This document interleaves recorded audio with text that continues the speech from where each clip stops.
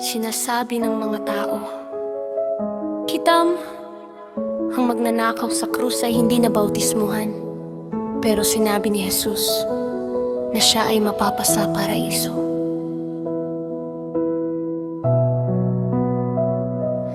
Pero sandali, unawain natin kung ano talaga ang nangyayari sa araw na iyon.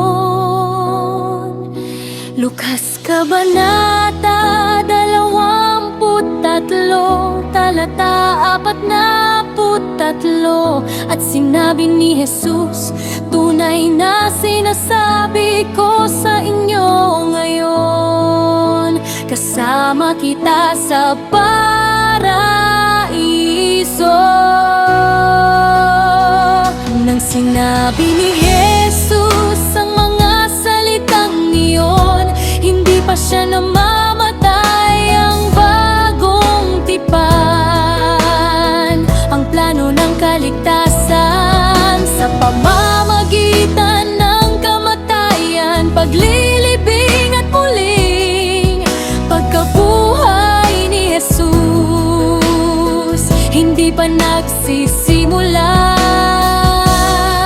Ang magnanakaw ay namuhay at namatay sa ilalim ng lumang tipan bago ibinuhos ni Jesus ang kanyang dugo at muling nabuhay.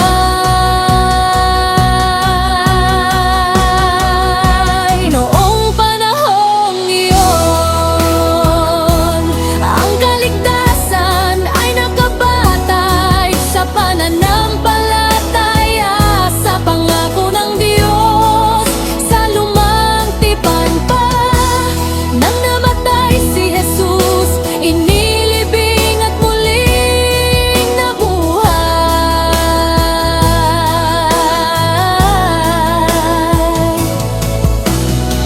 Doon natapos ang plano ng kaligtasan, at pagkatapos ng kanyang muling pagkabuhay, binigay ni Jesus ang dakilang atas.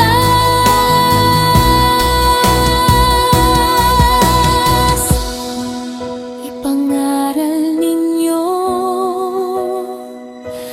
ang ebanghelyo ng kaligtasan. Sumunod ang mga apostol sa utos na iyon. Sinabi ni Pedro sa mga Gawa, Kabanata 2:38, magsisi kayo at magpabautismo ang bawat isa sa inyo sa pangalan ni Jesucristo para sa kapatawaran ng mga kasalanan. Ang magnanakaw sa krus ay hindi makagawa ng anuman dahil hindi pa namamatay si Jesus. Hindi pa naililibing at hindi pa muling nabuhay.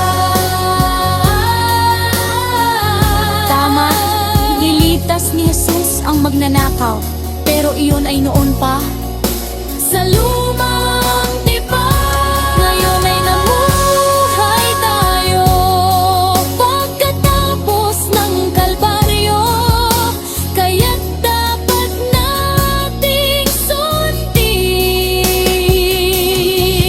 ang mensahe na ibinigay ni Jesus sa pamamagitan ng mga apostol. Magsisi